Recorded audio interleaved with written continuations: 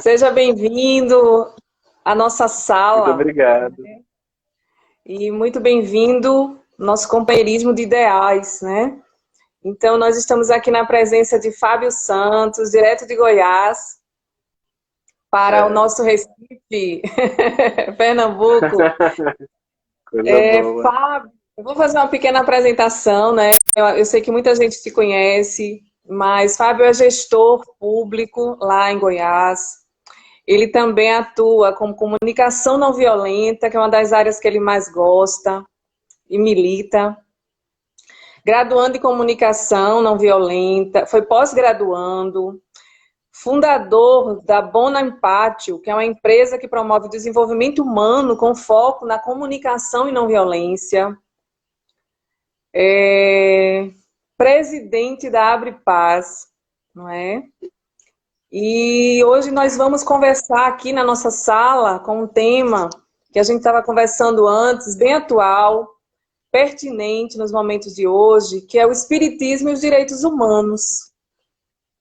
Então, para iniciar nossa conversa, Fábio, eu queria te perguntar uma coisa. O que são os direitos humanos? Quando e por que foram criados?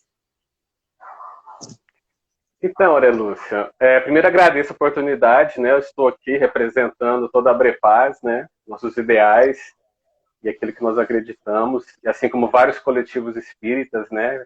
Estão nessa mesma preocupação de tocar certos assuntos, né? Que me pareciam um pouco evitados no movimento espírita. E direitos humanos é um desses assuntos que a gente precisa falar bastante. Então, de uma forma resumida, né, os direitos humanos têm muito a ver com a dignidade, o valor da dignidade humana. Sempre houve na história da humanidade o conceito, né, do valor da vida e do outro. Mas, durante muito tempo, algumas pessoas nasciam já condenadas a serem menores do que as outras. Eram consideradas uma classe social inferior ou que deveriam ser escravizados. Sempre houve esse preconceito de uma forma naturalizada. Mas houveram sempre aqueles que disseram que não, todos somos iguais, todos merecemos respeito e devemos amar uns aos outros. Jesus foi um destes. Ao meu ver, foi um militante dos direitos humanos. Não consigo imaginar ele de outra forma. Ele não foi somente isso, mas ele também foi um defensor dos direitos humanos, da dignidade humana.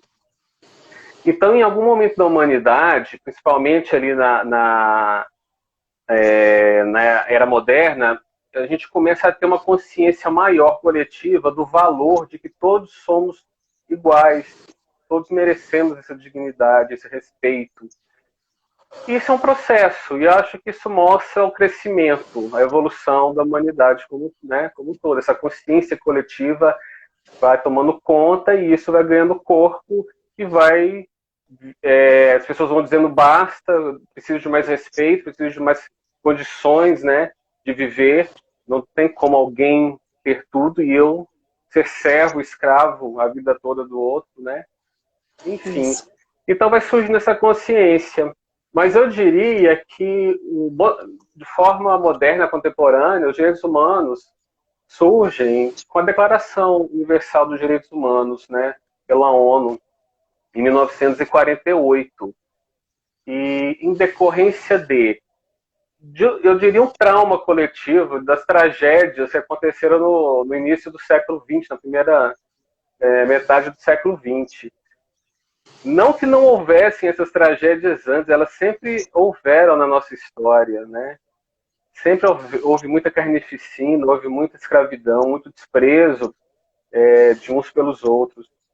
Mas é que eu penso que a consciência coletiva naquele momento se assustou e disse, chega, basta, preciso criar um marco civilizatório que diga que eu preciso respeitar o outro porque todos somos iguais. E todos somos dignos desse respeito, né, da vida. Então surge nesse momento. E então surge em forma de leis, um código internacional, né, que os países aderem Aliás, para fazer parte da ONU tem que aderir a esse protocolo. E é o que a gente usa como referência, né, na Abrepaz, né, e em todos os lugares estão esses códigos, para nos nortear como lidar nesse mundo de hoje, que tem tanta gente negando tantas coisas, inclusive os direitos humanos. Isso. Chegou um momento na nossa vida, na história, que precisou falar de Deus humanos para humanos, não é? E foi bem explicado a tua postura e a tua fala quanto ao Jesus. Mas se a gente for se alongar em Jesus, a gente vai para uma live sempre. Mas, assim, qual a relação dos direitos humanos com o espiritismo, Fábio? Então, a gente pode começar, inclusive, com relação a Jesus, né? Sim, né? Se em algum momento, né, no Livro dos Espíritos nos é dito que Jesus é o melhor modelo, né, o mais indicado que a gente siga, e eu não vejo ele como o único modelo, mas o melhor modelo, mas há tantos outros muito bons também. Mas se esse é o modelo que eu posso olhar, então Jesus foi um defensor de direitos humanos. Então eu, como espírita, eu devo olhar para isso também. Quando Jesus promove a igualdade, a não discriminação, quando ele protege aquela mulher que estava para ser apedrejada, né, ter sido acusada de adultério, e ele poderia não ter feito nada, mas sim, ele tomou uma posição provocativa, né? Quem não tiver pecado que atire a primeira pedra. Mas houve um posicionamento. Ali ele está protegendo a dignidade humana daquela mulher. E não importa se a lei para eles era justa que se fizesse aquilo, porque as leis também têm que evoluir. Então, se naquele momento a lei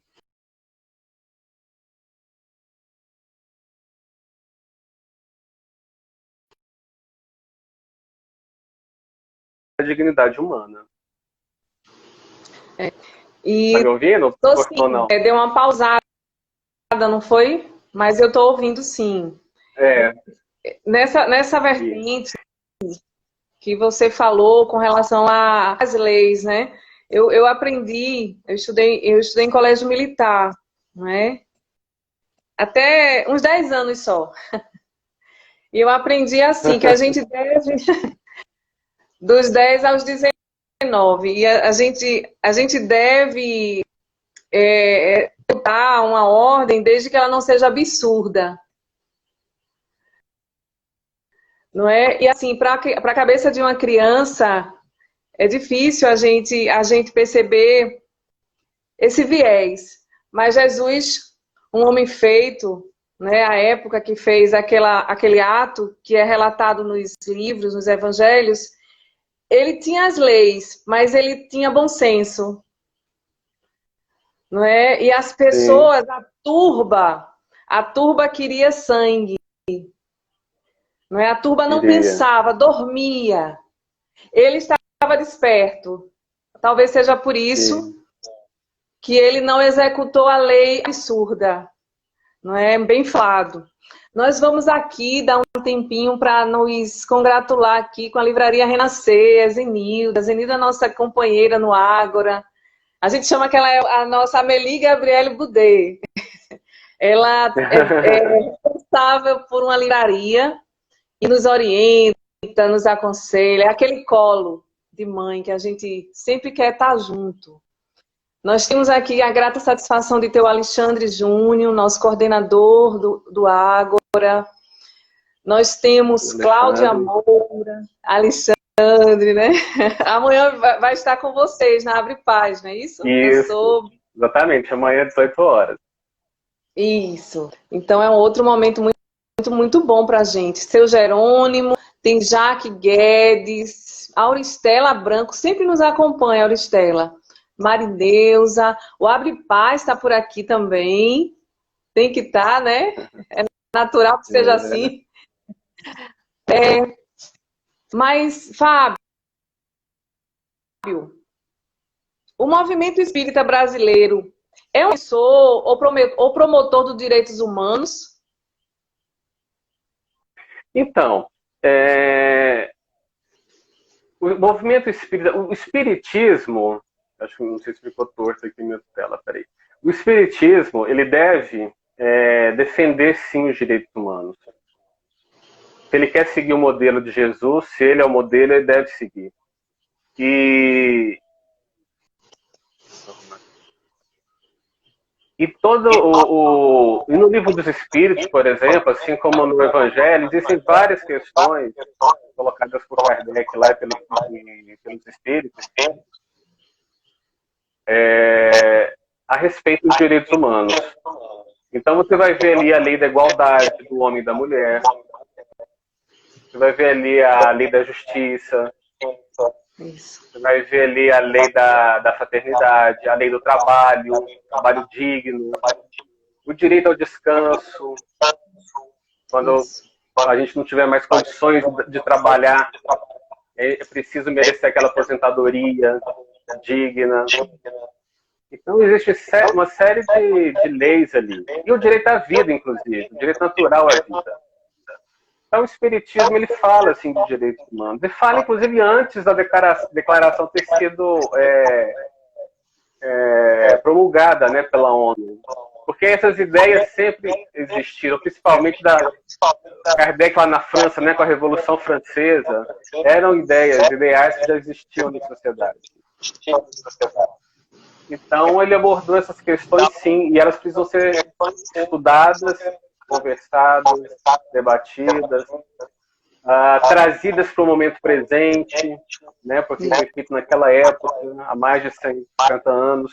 É preciso trazer para o momento presente, as leis atuais, a sociedade atual, tudo isso é necessário. Isso. Ali Brasil falando que está dando eco. Eu não sei se é no meu ou no seu. Eu vou botar o fone. Eu vou botar o fone, porque às vezes é assim, quando um está com fone e o outro não está com fone, parece que está um eco. Ô Fábio, mas no caso, quando você fala assim, nas questões atuais, o Livro dos Espíritos, ele é bem completo. É um compêndio em filosofia. Porém, a gente tem questões atuais. Eu gostei dessa tua fala quando tu falaste assim, nas questões atuais. Quais contextos atuais que você considera que a gente possa, um exemplo ou dois, ou até mais, se você quiser, que a gente pode adequar? Porque, na verdade, o Foucault, na França, foi com relação à própria Revolução, tudo, foi coincidente. E aqui veio um pouco depois, porque aqui geralmente a gente vai atualizando, as leis são atualizadas. Mas em que contextos hoje, atualmente, a gente poderia referenciar que o movimento espírita poderia ou está já fazendo essa atualização, né, nessas falas filosóficas do Livro dos Espíritos? Em que contextos? Então, existem algumas questões, por exemplo. Sim. Acho que eu pensei num contexto da questão da LGBTfobia, não é? Sim, LGBTfobia, o machismo, né? Também a questão da igualdade do direito, né, do homem e da mulher. A mulher, Kardec diz, né, os espíritos dizem, aliás, que toda emancipação da mulher é um sinal de progresso. Ainda assim, na resposta dos espíritos lá ficou algo meio assim, dúvida se o papel da mulher seria ficar no interior e do homem no exterior. Há interpretações nesse sentido, né? Mas a gente precisa se atualizar para que o papel da mulher é onde ela quiser. O local da mulher é onde ela quiser. E ela é livre para isso. E não é um homem que vai dizer, e nem um homem encarnado, e ao meu ver, nem um espírito, dizer onde é o lugar da mulher. Porque somos todos espíritos, podemos reencarnar em qualquer sexo, qualquer gênero. E aí vamos exercer as funções aqui da forma que as nossas aptidões, a nossa intenção, programação reencarnatória nos apontar. Opa, caiu aqui, nos apontar. Tranquilo. Então isso é uma atualização que eu acho que a gente tem que sempre estar fazendo. A luta feminista é uma luta importantíssima. E os direitos humanos estão ao lado dessa luta, da igualdade e do respeito contra essa opressão do patriarcado, desde sempre, né, na história da humanidade, que precisa cessar. Né? Da mesma forma, com relação à LGBTfobia. A gente precisa ver, por exemplo, porque muitos jovens estão saindo da mocidade, não participam mais do movimento espírita. É preciso saber, porque muitos deles se sentem sim discriminados, porque a sociedade muda. Nós não vivemos de forma estática. Nós não vivemos mais como há 150 anos atrás. Então, o jovem também, e o adulto, e o ser humano, ele é livre para amar quem ele quiser. Isso. E não devemos ter discriminação por conta disso. Apesar que ela existe na sociedade, existe dentro do movimento espírita. Mesmo que o espiritismo não seja, existe. Existe sim. Existe de forma velada. Existe um silenciamento. Existe você vai colocando aquela pessoa de lado. Ela deixa de ser convidada para dar palestras, para se apresentar, caso ela seja artista. Se ela for um jovem, ela deixa de assumir funções de liderança. E vão sendo colocados de lado, até ou se submeterem, que é uma violência muito grande, que fazem consigo mesmo, ou saem do movimento. E é preciso que o movimento espírita olhe para isso. O dever dele é acolher a todos, sem julgamento, sem comissão, promovendo a dignidade humana e não querendo consertar ninguém. Senão o amor não é incondicional. Isso. E Jesus ensinou o amor incondicional. Amar então, não essa impõe coerência condições. é muito Exatamente. Perfeita a fala, muito bem lembrado. Os direitos humanos e a política são questões convenientes com o espiritismo e o movimento espírita, ou deveriam ser evitados para não causar polêmica? Então, até complementando a fala anterior, a questão também do racismo entra nisso muito forte. Isso, Vânia vem falando aqui, Vânia Lúcia, sobre isso. Racismo e xenofobia também. Exato. Então a gente precisa ver quantos homens, mulheres, jovens, pretos estão presentes nas casas espíritas. Não como assistidos, mas como companheiros, dando palestras, indo nesses congressos caríssimos por aí, sendo vistos como um companheiro, simplesmente. Mas, para que isso aconteça, a gente tem que falar disso. Não dá para a gente fingir que está tudo bem, porque não está. E aí é que entra a questão da sua pergunta, que é a política e direitos humanos. Né? Me disseram aqui que está dando eco. Eu não sei se as pessoas confirmam ou não. Eu li alguma hora aqui que está dando um eco no teu lado. É no meu? Será? Você Deixa eu também tirar colocou... o fone e ver se melhora. Eu acho que se você ficar sem um fone, talvez melhore sim. Tirei o fone, acredito melhorou? Eu achei que melhorou.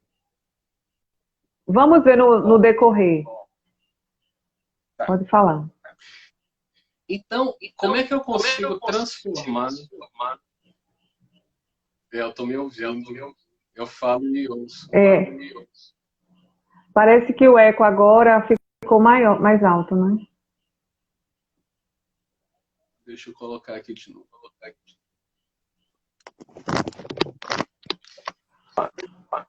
Como é que eu consigo transformar essas questões sem falar disso? Como é que eu consigo transformar dentro do movimento espírita e fora do movimento, na sociedade, sem trazer essa questão, sem bater, sem ouvir as pessoas que estão sendo afetadas por isso? Seja a população, seja o jovem, a população LGBT, seja o negro, seja a mulher. Então, essa atuação é um ato político. É que as pessoas acham que política é só política partidária, ideológica. Mas não.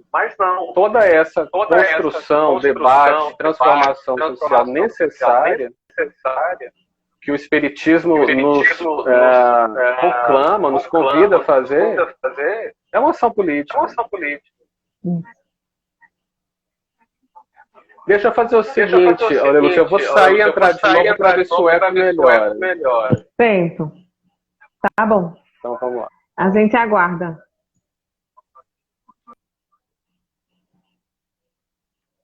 Então a gente aqui vai agradecer a presença de Ricardo Cavalcante, Roberto Efrem, Dona Auristela Branco, Safira! Tu me achou, Safira?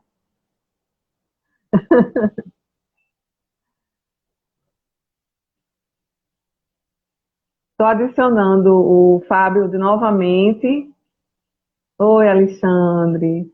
Belos são vocês. Opa. Vamos lá. Qualquer coisa eu tiro o fone e a gente vê, mas pode continuar. É sobre direitos humanos que você estava falando. Isso. Então, o que acontece? O movimento espírita, ele atua politicamente quando ele quer. Por exemplo, na questão do aborto, ele tem um movimento nacional do qual ele participa junto com outras organizações religiosas, seja através de uma manifestação no STF durante o julgamento que teve recente. Isso é uma participação política. Isso. A questão é, por que olhar para uma questão e não olhar para as demais? Porque os direitos humanos não podem ser vistos de forma isolada. É um princípio da interdependência. Fábio, até Mirella também falou agora. Continua o eco. Eu não sei. Você quer colocar o fone e eu tirar o meu? Pode ser isso. Vou fazer o seguinte, deixa eu mudar aqui de lugar. Esse melhor. Eu acho que você conhece Mirella, né? Conheço, de muito tempo. Ela tá há 29 anos. Coisa boa. Edinaldo. O Alexandre está pedindo. Bom, vamos continuar. Se por acaso a gente tiver eco, eu termino e volto, porque parece que aí fica melhor. Mas vamos continuar para ver se agora vai direitinho. Tá bom. Pode continuar. Eu queria dizer, continuar. Eu vou falando, aí eu ouço o eco, eu paro um pouquinho. Se você quiser, a gente termina, finaliza e depois volta, porque aí a gente parece que é a melhor forma. O Ricardo também falou isso, que tá fechar o áudio enquanto ele fala. Fechar o áudio.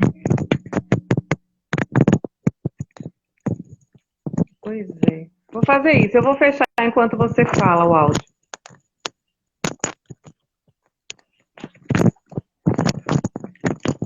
Pode continuar, Fábio. Tá. Então, os direitos humanos ele tem esse princípio da interdependência, de que todos os princípios têm que dialogar uns com os outros e eu não posso olhar para um sem olhar os demais. Então, para mim defender os direitos humanos da melhor forma, eu tenho que olhar para todos os direitos, todas as garantias envolvidas. Então, por exemplo, na questão do aborto, não é só a questão do direito à vida, tanto do feto quanto da mãe, mas também é o direito à mãe a ter uma vida digna, a ter direito a um trabalho, com salário para sustentar e manter sua casa, seu lar. Eu estava ouvindo hoje uma live que você fez com Ana Paula Laurindo. Ana Cláudia? Desculpe, Ana Cláudia. Perfeito. Foi muito pertinente e tinha muito a ver com a temática de hoje, né? Sim. Muito boa. A fala de Ana, ela esteve no mini curso conosco e foi um momento muito bonito a finalização com ela. Todo o mini curso foi bem emocionante. Você viu? Ah, não, achei que era a fala final da live que eu fiz. Também foi muito boa. É porque a segunda parte eu não pude, ainda não deu tempo eu terminar de ver, mas a primeira parte eu vi. Né? E eu não consegui terminar. O pessoal está entrando. Eu agora resolvi fazer live só de 1 hora. Eu estava fazendo de 2 horas. E eu vou me concentrar em fazer em 1 hora. Eu acho que fica melhor. É melhor. Eu também estava pensando nisso, apesar que o tema ele dá um bocado de pano para manga, como a gente chama aqui, né? A língua coça, como se diz. Alexandre está falando aqui, Ana Cláudia Laurindo é maravilhosa, e é verdade. Eu estou me encantando por ela cada vez. Quando você der o ok aí, eu repito o que eu vinha falando, mas para não ficar cortado no meio, né? Mas... Pode ser? Pode sim. Aqui estão falando que ficou bom agora. Se você quiser, sim, tá metade do pessoal, mas você pode começar, pode falar sim, já estamos no contexto mesmo. Essa live fica gravada depois? Vai para o YouTube, se você permitir. Ah, tá. Então é bom porque quem depois pode ver de novo lá, né? Pode sim, vai sim. Eu salvei já aqui. Tá bom. Então só repetindo o que eu vinha falando, que a gente precisa olhar para os direitos humanos como um todo, e não apenas um direito ou outro de forma isolada. Então o movimento espírita brasileiro precisa aprender a defender todos os direitos, porque todos eles são o que garantem, né? A totalidade é o que garante a dignidade humana. Então eles atuam sim politicamente, quando é alguma questão que lhes convém.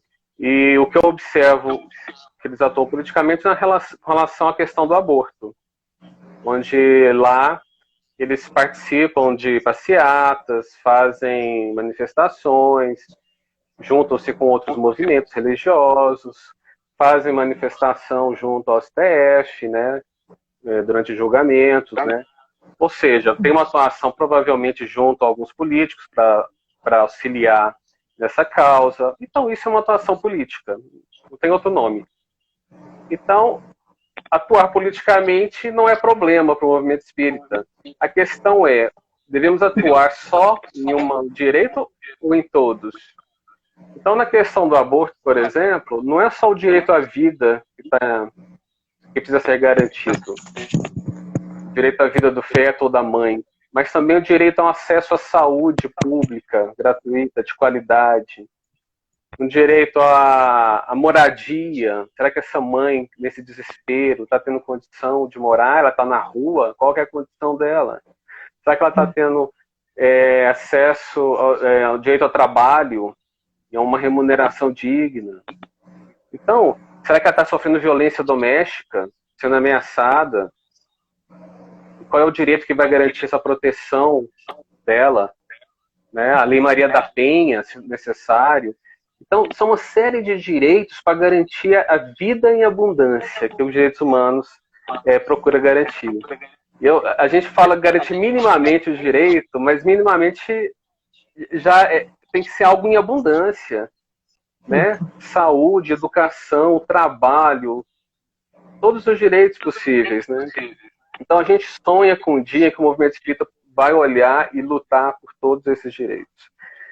Enquanto o movimento espírita hegemônico ainda olha mais para a questão do aborto, a gente está olhando para todos, a gente procura olhar para todos. Esse é o papel que eu tenho visto na Brepaz, no Ágora, no Sejus, em outros coletivos espíritas, nos Girassóis, em outros que surgiram e estão se unindo para isso, para que a gente possa olhar para todos os direitos e lutar por todos. Aí a gente consegue fazer uma transformação social, né? Consistente, eu diria. Isso.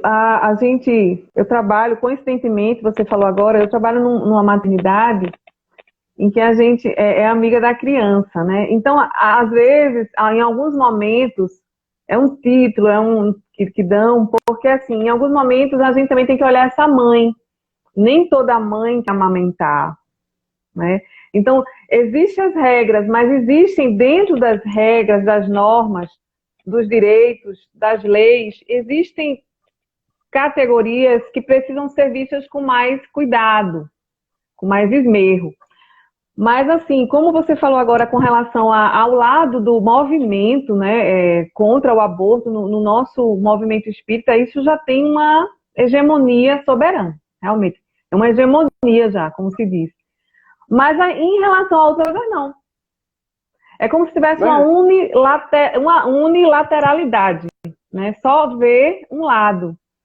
E até próprios trabalhadoras da casa estão sofrendo violência em casa.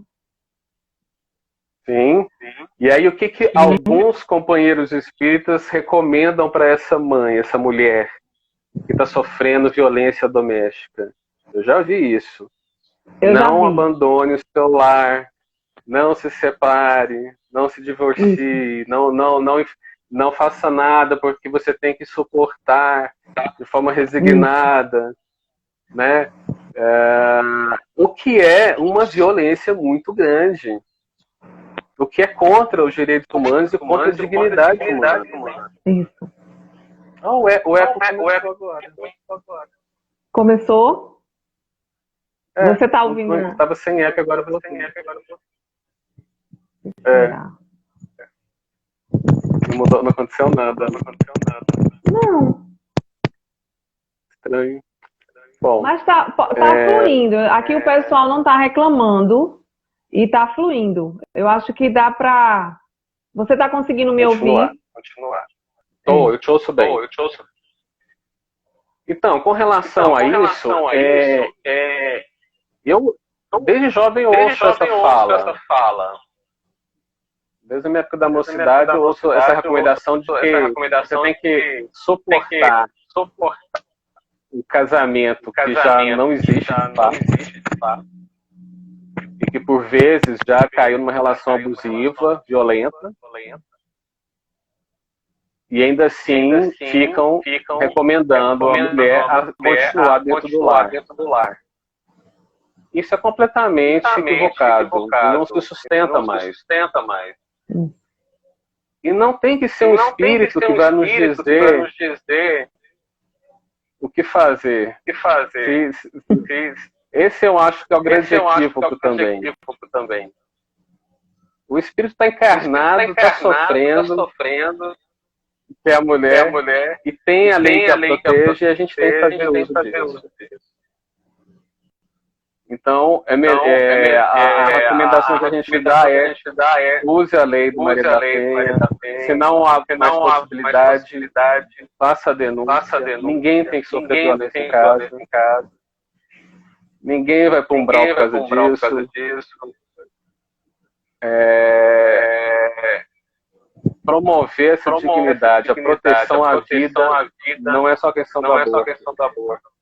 É a proteção à vida da mulher, ainda mais nessa época da pandemia, tem sofrido bastante.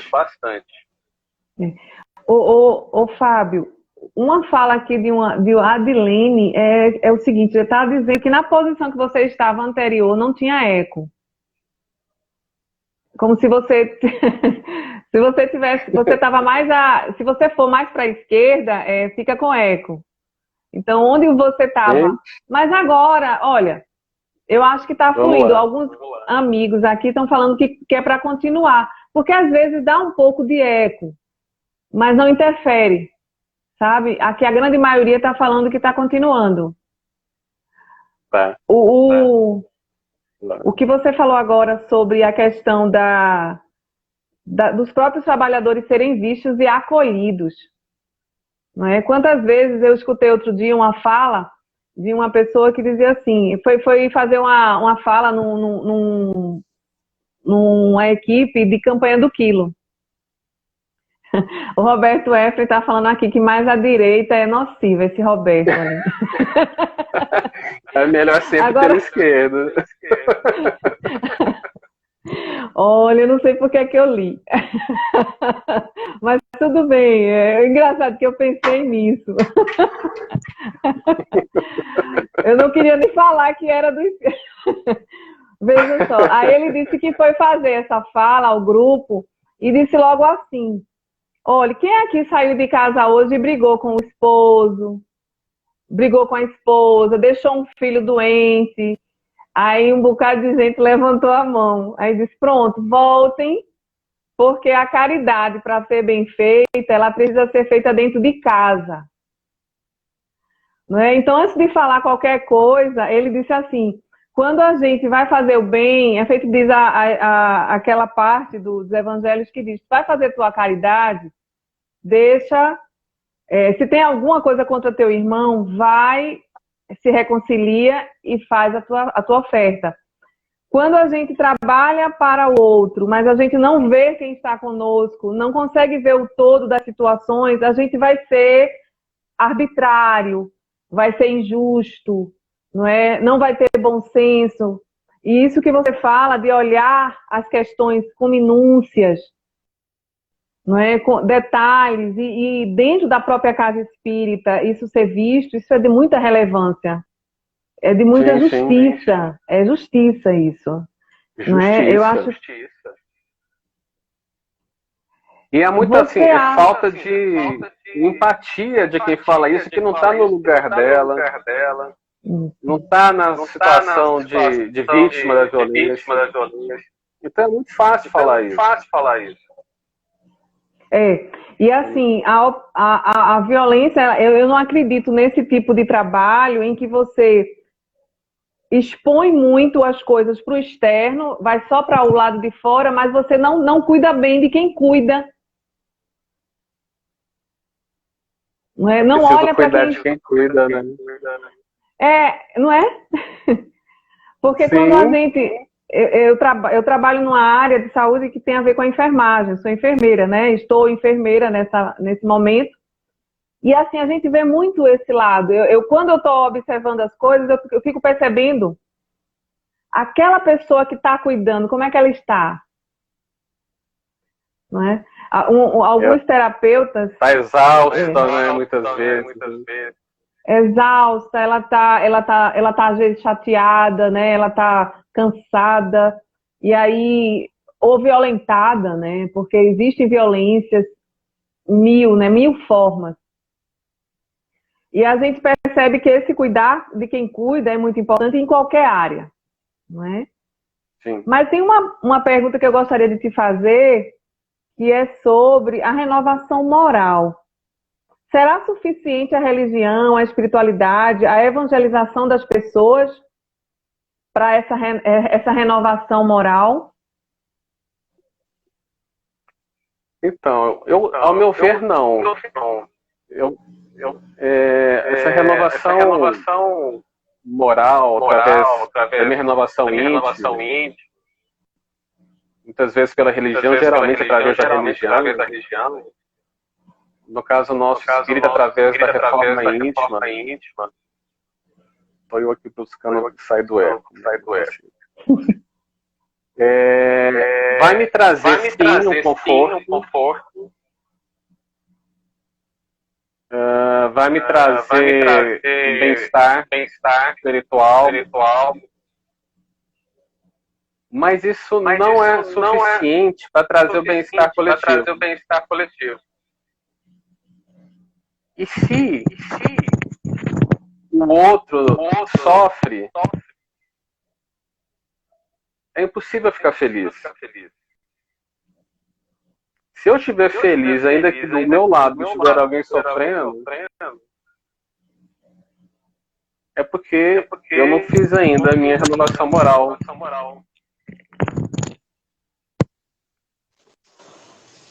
Então, a religião, a renovação moral não é sozinha o bastante. Se eu usar somente ela para me ficar bem, eu vou estar num processo de individualidade, de egoísmo muito grande. Enquanto tem uma comunidade ao meu lado sofrendo, passando fome, sem condições. Mas se eu estiver aqui interiormente, no alto da montanha, contemplando um paraíso interior, é complicado. O mundo é feito dessa materialidade também. A gente precisa trazer o paraíso para a Terra. Então, eu mudo dentro de mim, mas a partir do momento que eu também começo a auxiliar a mudar a realidade exterior. Senão eu vivo numa ilusão, numa alienação, eu diria. Uma alienação. O eco parou, Alexandre, eu vi também. Eu tô parado aqui, não vou nem respirar. Não, eu tirei o fone. Lembra que eu disse que ia testar? Você tá com o seu, aí eu disse, se ele tá com o dele, eu vou tirar o meu, pode ser isso. Fique à vontade, não fique paradinho, não. Não fique só... Então é isso, a gente precisa aprender a olhar o outro. E a gente olha para o outro. A religião pode nos convidar a olhar para o outro? Pode.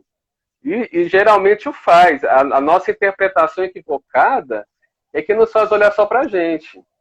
E acha que está tudo bem. Quando Jesus nos convida a fazer ao outro que gostaria que me fosse feito, é um convite para olhar para o outro também. De me colocar no lugar do outro. Só que eu preciso lembrar disso e ter essa interpretação dessa forma, né? Porque se eu pensar da forma que, não, vou fazer para o outro só aquilo que eu quero que ele faça para mim. Mas se eu centrar isso em mim, aí eu posso estar tendo uma interpretação equivocada. E eu acho que o centro não sou eu e nem é o outro, é o entre, é a relação. Entre eu e o outro. É esse espaço entre eu e o outro é que tem que ser o foco da nossa atuação, de melhoria moral. Isso. É eu me construindo e construindo junto ao meu redor. Inclusive, até cuidando de si no processo, mas também cuidando do outro. Porque existe um momento, eu escutei uma fala sua, entrevistando até o Lindenberg, que nesse momento ele está numa live, por isso que ele não está aqui, o Lindenberg. Uhum. E aí você falava assim, que você, com a sua esposa, você começou a descobrir que tem que se cuidar também, num lado da parte de terapias, N terapias, né? Tem vários tipos. Então tem um momento que você tem que estar consigo, mas tem um momento que você também tem que estar jorrando para fora aquela energia que já está sendo cultivada em você. Por que eu falo assim? Porque se a gente não compreende a nós mesmos, nós não vamos poder compreender o caminho do outro. A empatia não vai surgir. Porque empatia é se colocar no lugar do outro. Aí uma vez eu lembro bem uma fala de se fazer bem a caridade, o bem, a gente tem que botar o óculos do outro. É ver o outro com os olhos do outro. Sim. Não é essa ótica.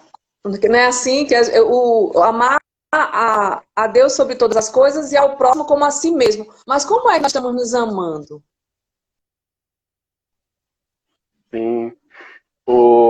esse autocuidado é primordial, esse cuidar, né, de quem cuida, né, essa autoempatia. Será que hoje eu estou bem? Será que hoje eu não estou? Né? Uma vez ali uma fala do Chico, eu não tenho certeza se é dele ou não mesmo, porque hoje se colocam tantas frases, né, na boca das pessoas na internet, a gente tem que sair buscando se é verdade ou não. Mas ele teria dito que o melhor remédio para a depressão é você servir, é você ir numa comunidade e fazer uma caridade, uma assistência, ou estar com o outro, né, nesse sentido. Alguém mais necessitado que você.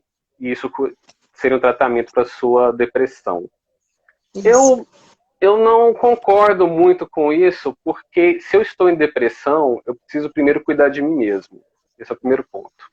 Antes de eu ir acolher a dor do outro. Segundo, depressão tem tratamento. Tem tratamento. E é preciso não ter vergonha de perceber que está em depressão e ir atrás do tratamento. Depois que eu faço meu autocuidado e eu estou bem, aí sim eu tenho condições de acolher o outro. Porque se eu vou cheio, se meu copo está cheio, eu não consigo escutar o outro. Eu não consigo ter empatia com o outro. Para mim ter empatia com ele, eu tenho que estar bem, para que eu esteja inteiro com o outro. E eu possa colocar os óculos do outro, o sapato do outro, e essa dor do outro ressoar dentro de mim, sem que seja algo nocivo para mim, porque eu já estou bem, Isso vai conectar com uma dor. Exato. E essa dor do outro vai ter uma conexão com uma dor similar que eu já tive também. Aquilo, eu vou compreender ele profundamente. Eu não vou precisar dizer nada para ele, porque só de estar junto com ele, esse processo já é de cura. Assim dizia o Marshall Rosenberg, né, da comunicação não violenta, que a empatia cura. E não preciso falar nada nesse sentido. É estar com o outro por inteiro. Mas para isso eu tenho que estar bem. Se eu não estiver bem, cuide primeiro de si mesmo. Essa é a recomendação que a área de saúde faz, né, inclusive. Isso.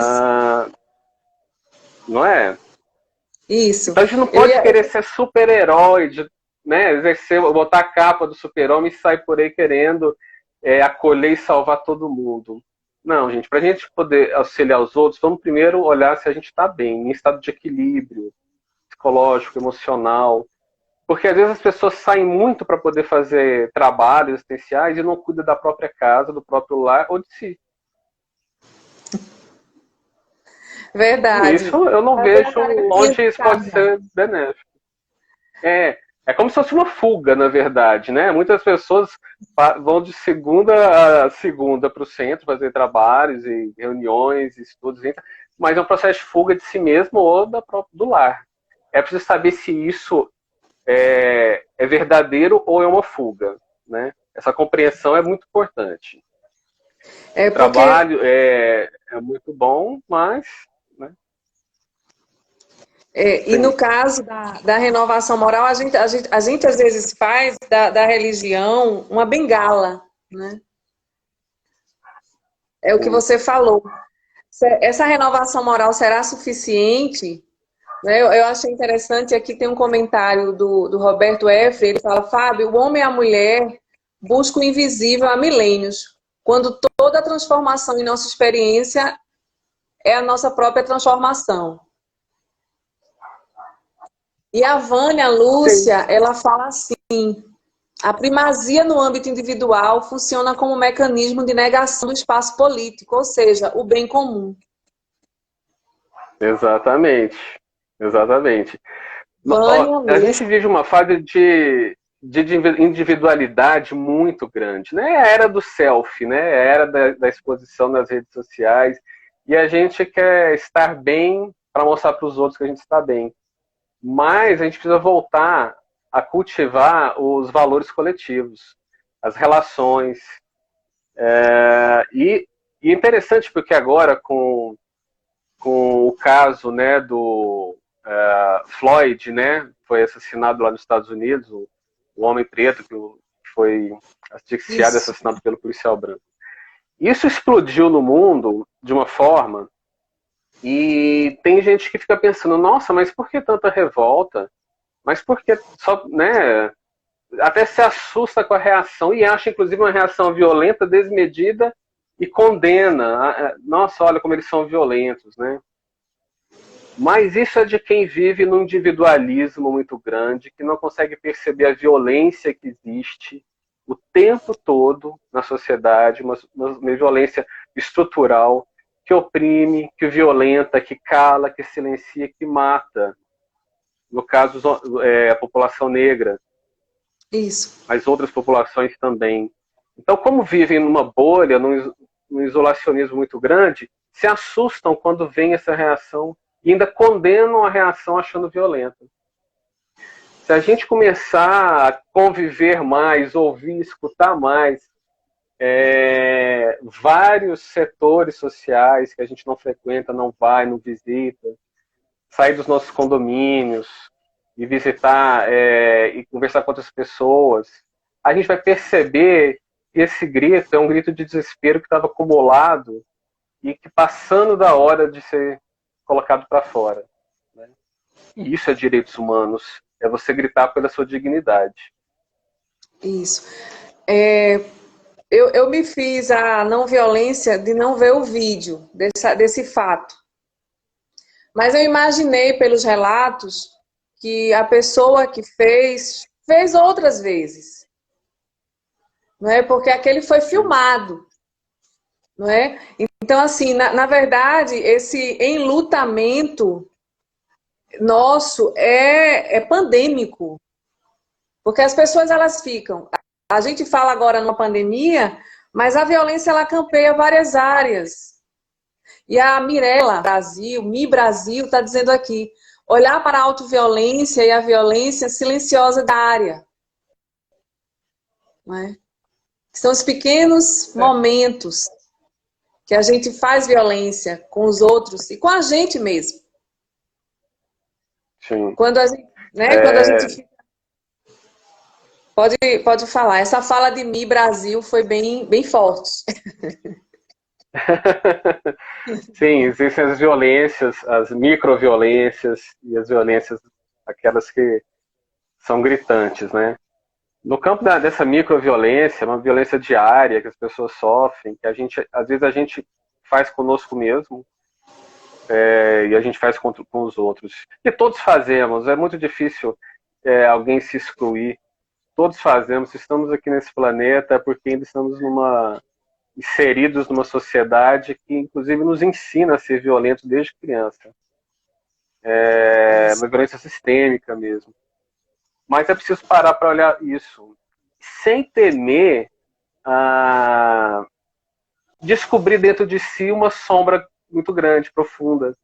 Sem temer conhecer que dentro de você também mora um tirano, também mora... E eu passei por isso, viu, Aura e Lúcia? Eu fui descobrindo dentro de mim o Fábio que era machista, o Fábio que era racista, o Fábio que reproduzia a discriminação contra vários, contra os LGBT e por aí vai. Porque eu fui educado numa sociedade que tudo isso eram valores comuns, né, desde criança. E aí esse processo é necessário, da gente olhar para a gente, perceber isso e ir começar a desconstruir. Primeiro, aceitar.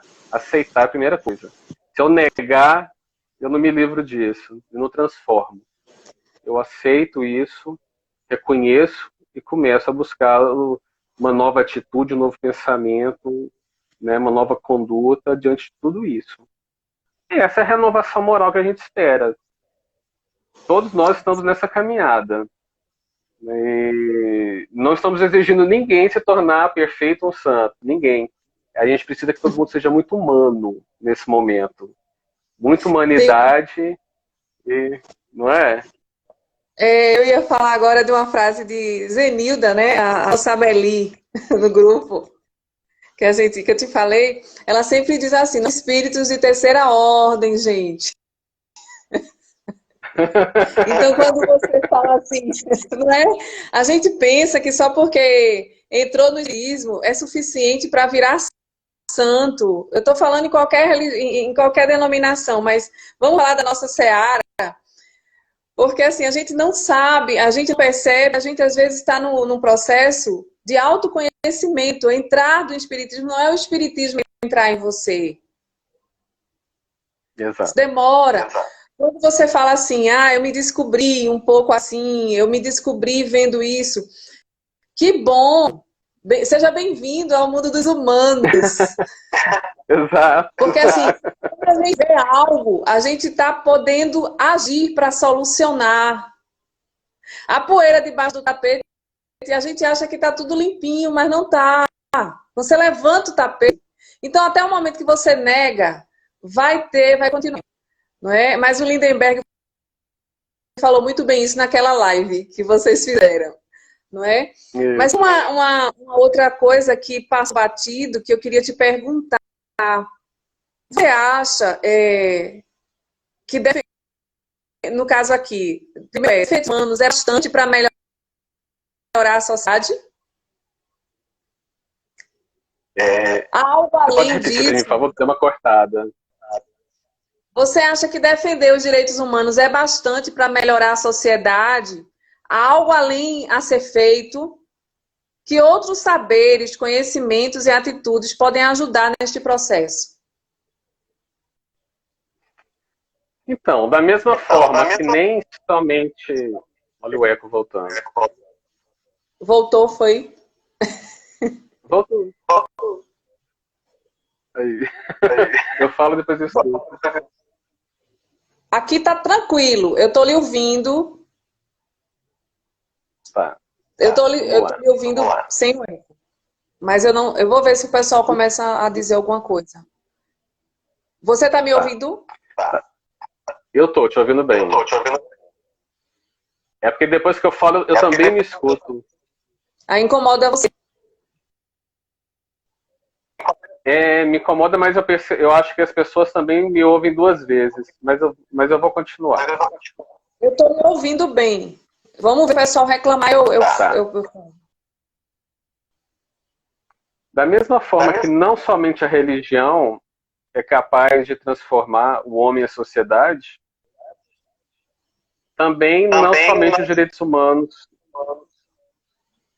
serão capazes também de transformar o homem e a sociedade. Isso porque a declaração já existe há mais de 70 anos e há uma ainda profunda desigualdade, violência, uma negação à vida e à dignidade do outro. Então, é preciso que a gente dê as mãos em várias áreas do saber, promovendo uma cultura de paz,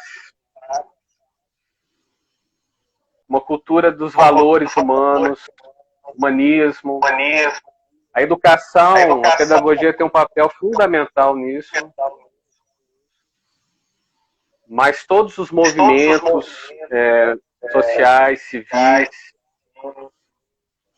que todos aqueles que se sintam de alguma forma oprimidos tenham direito à fala, e a internet tem ajudado muito a isso, a dar visibilidade a essas opressões do cotidiano. Que o sistema jurídico, o direito possa acolher, que o sistema político possa ficar menos alienado e escutar mais o povo do que os interesses das corporações ou de uma minoria econômica. Isso.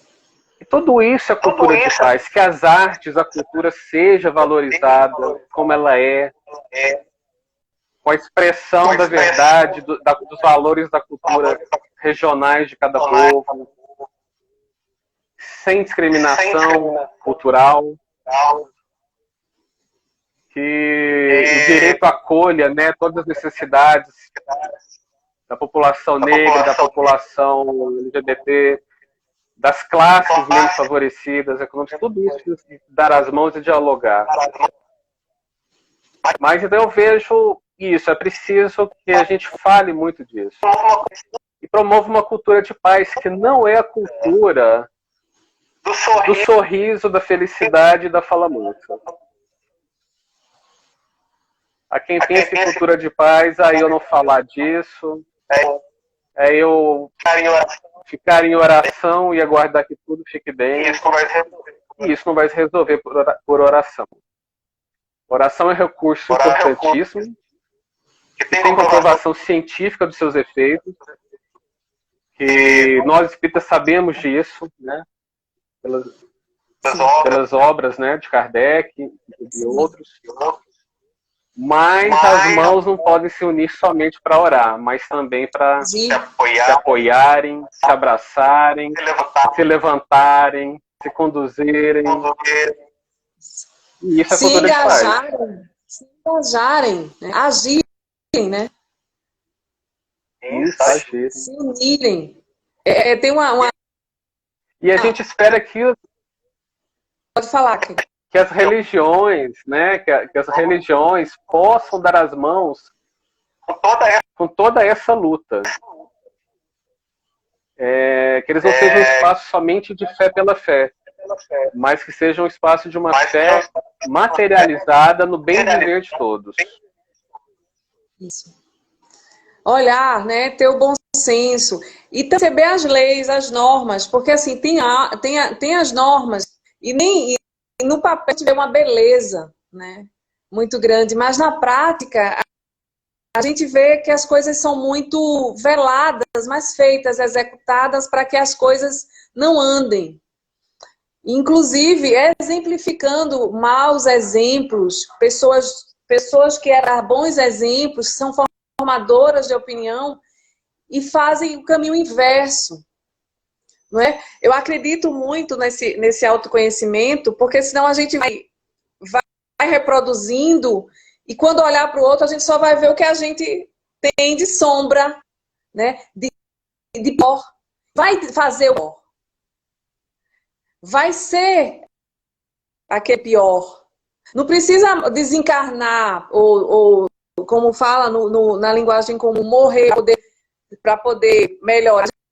A gente pode fazer isso aqui, não é? E não é isso que vai nos tornar melhores. Porque quando morre, o pessoal não diz isso, né? Morreu, desencarnou, era bom. Mas será que era?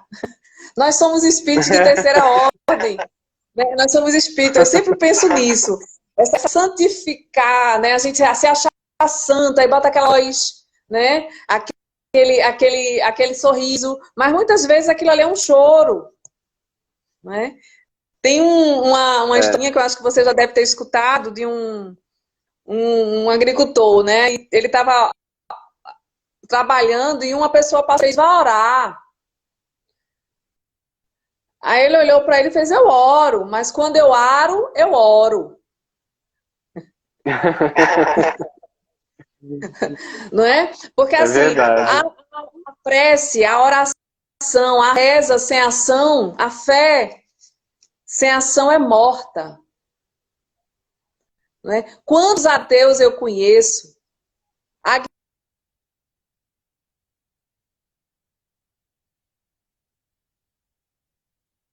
por um ideal e que são mais religiosos, são mais cristãos, são mais homens e mulheres de bem que os religiosos que a gente conhece.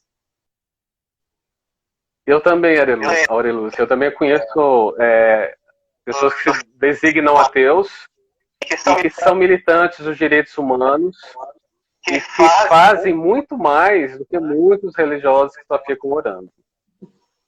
E são, ao meu ver, mais assim, dignos de serem observados, seguidos. A palavra deles, para mim, tem mais valor porque ela vem junto com uma ação. A crença em Deus ou não é irrelevante para mim. E, na verdade, eu penso que é relevante até para Deus. Porque o que interessa para mim são as obras, são os frutos que a árvore dá. E se você está na vida procurando diminuir a violência e acolher mais os outros e promover melhor o bem social dos que estão com você no seu lar, dos seus filhos, você está sendo uma pessoa efetiva nessa transformação. Se você acredita ou não em Deus, isso não tem efeito. Isso é uma questão muito íntima de cada um. Isso. E a gente não tem que entrar nesse mérito. É O claro nosso que o Espiritismo... nosso que o mérito Espiritismo olhar nos traz. Como é que é? Não ouvi, repete. o nosso mérito, a nossa existência, ela é tão curta e a gente ter nossa vida, a gente tem que ver o que está na nossa frente. A nossa crença, o que a gente entende por Deus, por divindade, é muito pessoal. Não é? Isso. Nós estamos muito ainda à parte disso. A gente precisa entender o outro, nos entender, cuidar da casa, cuidar da casa interna, da casa externa, das outras causas também. Mas não ficar só olhando para as estrelas e sem botar os pés no chão, né? Sem olhar para o lado. Sim. Mas não foi Jesus que disse que sempre que deres de comer a quem tem fome, a cuidar de um desses pequeninos, vai ser a mim mesmo que você estará fazendo? Então pronto. Basta eu auxiliar, ajudar dessa forma sincera, sem holofote. Eu estou fazendo para quem? Para Jesus. Verdade. O que mais que eu poderia esperar, né? O próprio coração, não é? Porque eu estava aqui lendo um comentário do Franco Pimentel. Ele está dizendo: somos seres essencialmente sociais. Primar pela individualidade é negar a si mesmo. É negar em si tudo que pode haver de divindade. Logo, podemos afirmar que seja o pior. Seria um tipo de ateísmo. Concordo. É um tipo de ateísmo mesmo. Porque eu vejo Deus no outro. Certo. Quando eu faço algo pelo outro, eu estou fazendo algo sagrado. Eu tenho que sempre entender que a relação entre eu e o outro é uma relação sagrada. E que tem Deus ali, entre eu e ele. Então essa concepção divina é muito particular, mas é claro que o Espiritismo nos dá uma visão que, para nós, é muito importante, pelos atributos da divindade, né? Isso para mim é importante. Conceber um Deus que é infinitamente justo, infinitamente bom, que suas leis são imutáveis, ou seja, a regra do jogo não vai ser alterada durante a partida, que eu posso confiar nele, na sua justiça. Isso tudo, para mim, me consola e me dá forças para essa luta. Mas isso é uma questão minha, pessoal. O Espiritismo me apresenta. Cabe a mim acolher ou não. Se isso ressoar em mim, na minha razão e no meu coração, que bom, isso vai me auxiliar. A crença na reencarnação, para mim, é muito importante também. A crença de que nós vamos sempre ter novas chances. Todos vamos ter, né? Então não tem essa de cancelar a pessoa para sempre por um erro. Vai ter sempre uma outra chance. Tá dando um pouco de eco. Oi? Aqui tá começando a chover. Você vai escutar um barulho, mas é chuva. Que coisa boa! Aqui só chove agora em setembro ou outubro. Entramos na seca do Centro-Oeste.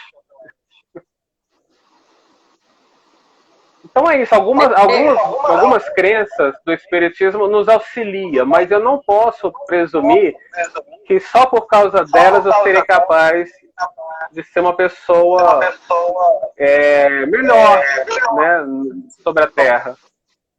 Há pessoas que são tão boas de coração que mesmo sem pensar nisso tudo, fazem muito mais do que a gente. Tem ação, né? Tem coração e ação. Tem uma pergunta aqui do Alexandre Júnior.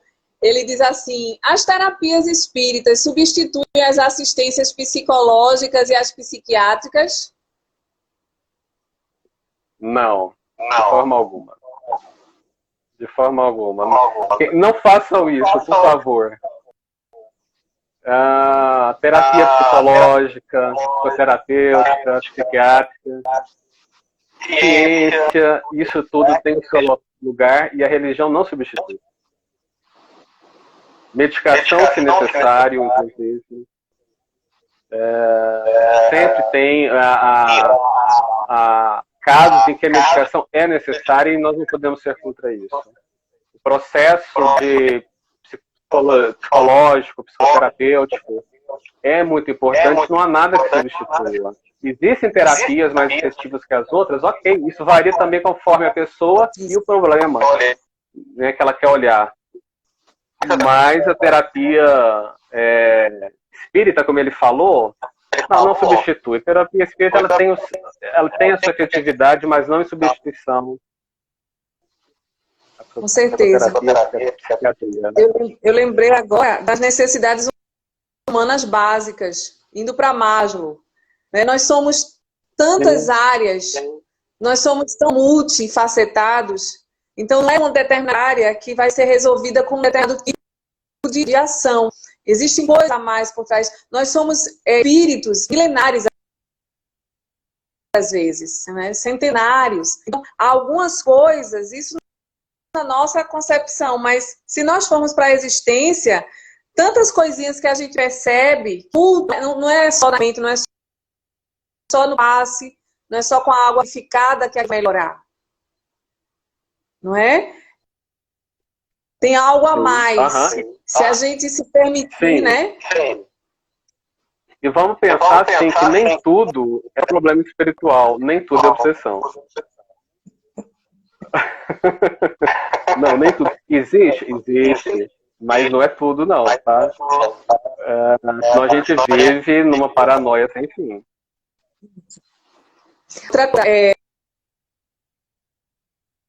Uma fala de Edilene. O que é renovação apenas não é suficiente.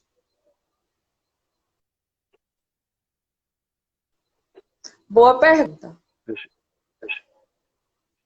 Como é que é a pergunta? O que é renovação moral? Edilene, né? Ela pergunta, o que é renovação moral? Não fazer o mal apenas não é suficiente. O que é renovação moral? Não fazer o mal apenas não é suficiente. Está lá no livro dos Espíritos. Não basta não fazer o mal, é necessário também fazer todo o bem que nos é possível. E diz ainda que nós somos responsáveis por pelos efeitos de todo o bem que deixamos de fazer quando nos era oportuno fazer. Quando podíamos ter feito. Então nós estamos muito, muito, muito longe disso, né, Aurelúcia? Estamos muito longe disso. E assim, o lado a omissão é mal também. Você vê que pode fazer e não. Como é que é? É um mal, ficar parado sem ação, não é? Eu tenho uma parente que diz assim, eu não vou ver isso não, que isso me deixa muito triste. Mas a gente precisa ver para poder, olha, tudo bem, querida?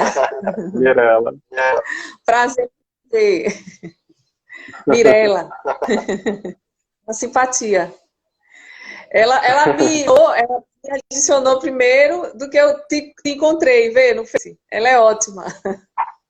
Aí eu achei você por ela. Coisa linda, né? Ela é ótima. Então, realmente assim, a inação. Diga. A inação é o mal em si. E porque o universo está todo em movimento.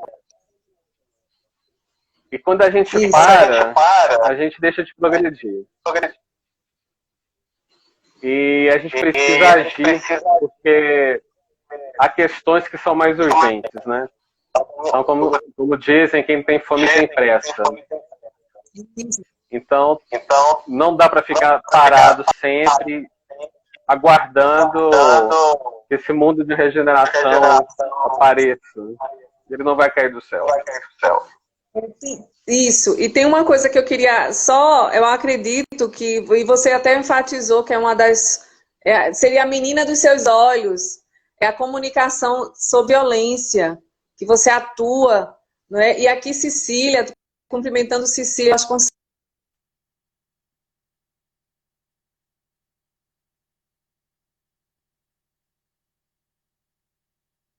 atuante no grupo, e ela está perguntando aqui, como colocar em prática a comunicação não violenta?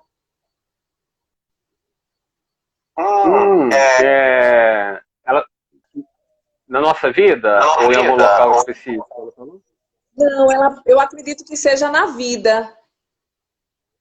Em prática. Ok. Marshall Rosenberg, ele nos dá duas partes da comunicação não violenta, que é eu poder falar o que está no meu coração de uma forma que não violente o outro, mas que mantenha uma conexão entre eu e o outro, e a capacidade de escutar ele, de ouvi-lo com empatia, de coração, mas escutando ele, sem necessariamente querer consertar, solucionar, consolar, remediar, tirá-lo do sofrimento, porque isso também corta a minha conexão com ele. Cada um sabe da sua dor, não sou eu que vou dizer que o que ele sofre é pequeno, ou ele está de mimimi, não. É preciso respeitá-lo, eu preciso aprender a escutá-lo nesse sentido. Então, é a busca por uma conexão profunda entre eu e o outro, numa conexão que traga vida e abundância para os dois. É assim que a gente tem que colocar a comunicação não violenta na nossa vida. Qualquer outra forma que o Marshall dá são meros técnicas, meios de tentar chegar nesse ponto. Atender a minha necessidade e a do outro para que nós tenhamos vida em abundância. Acho que resumindo é isso. E tem que ter essa vontade, tem que ter essa disposição de cuidar de mim e cuidar de todo mundo, junto. Eu, o outro e da sociedade como um todo. É ter esse olhar, sabe, Aurelúcia? Ter esse olhar de que não cabe só a mim estar feliz, tem que estar todo mundo. E que a felicidade não é mágica, é um processo. Isso e reflete uma interior. Eu acho que a comunicação violenta, ela parte de dentro. Não é? Porque quando você não é o semblante, não é a fala, não é a voz, e também pode ser, mas não é uns rictos, fingido, é algo natural. Porque nesse momento você até escuta. Às vezes não é nem a comunicação, só a escuta, não é? Do outro, não é? E aqui também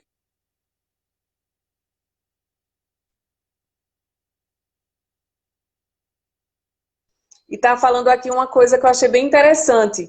Ele diz assim, o discurso de que todos são iguais perante a lei esconde as desigualdades sociais e estruturais.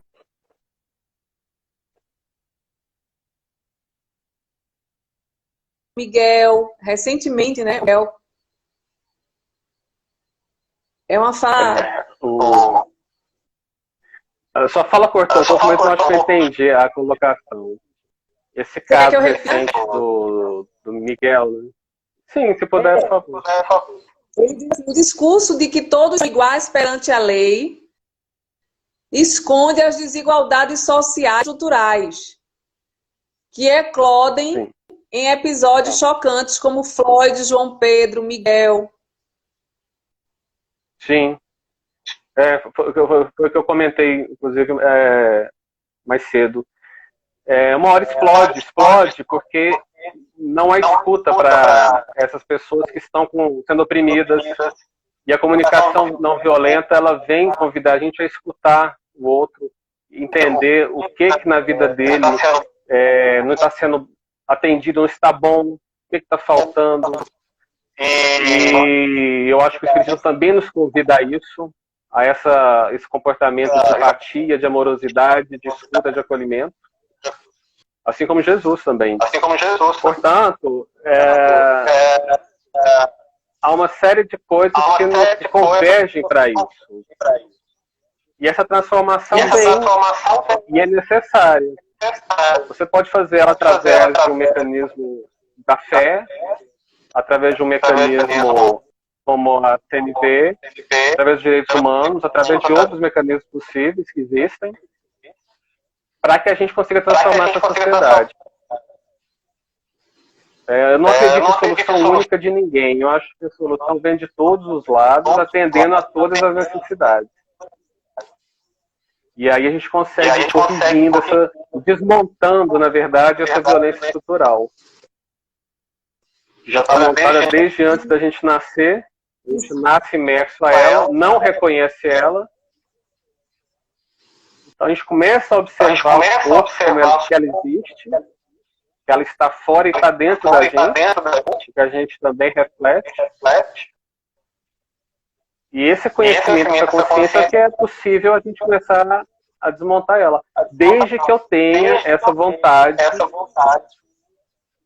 de ver o outro tão feliz quanto eu. E que o meu lugar de fala é o meu, dele é o dele, que ninguém está superior a ninguém. Por mais que eu não concorde com que algo que esteja sendo dito, mas a pessoa a gente tem que defender, né? Já foi dito, se não me engano, foi o Martin Luther King. Eu não posso concordar com nada que você diga. Eu posso não concordar, mas eu vou defender até o fim o direito que você tem em dizer. E de ser o que é. É verdade. É verdade. Não é?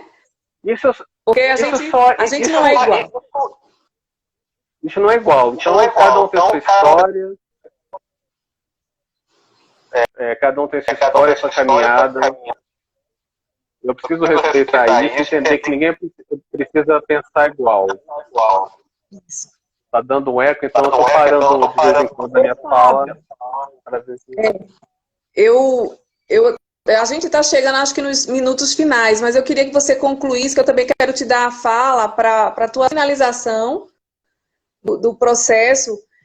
E não queria cortar esse teu pensamento, mas só para lembrar que a gente vai, acho que já está chegando naquela hora, que a gente aquela 1 hora do Instagram, né, que a gente voltou, né, e a gente ainda ficou um pouquinho mais com você, esses 30 minutinhos a mais aí. Então tá, eu queria agradecer e deixar uma mensagem de esperança, viu, porque a gente precisa cultivar a esperança uns com os outros. Então nós estamos todos avançando a trancos e barrancos, mas se a gente olhar para trás, já foi pior. Eu sei que a dor é muita, que a carência é muita, mas nós estamos num momento hoje da sociedade que a gente consegue discutir, tem recursos para falar, e estamos tentando ter meios de lutar e transformar essa sociedade. A gente está conseguindo avançar, a gente olhar de mais alto, né, a nossa história. Mas eu entendo que muitas vezes é complicado para cada um. Mas a gente tem que se apoiar. Vamos ter esperança. Isso, está mostrando esperança do verbo esperançar, né? Não de esperar passivamente. Então a gente te agradece. Está aqui uns segundinhos restantes. Nós vamos ter uma live amanhã com o Sérgio Aleixo e segunda-feira com Joyce Cabral. Não é? Então a gente espera.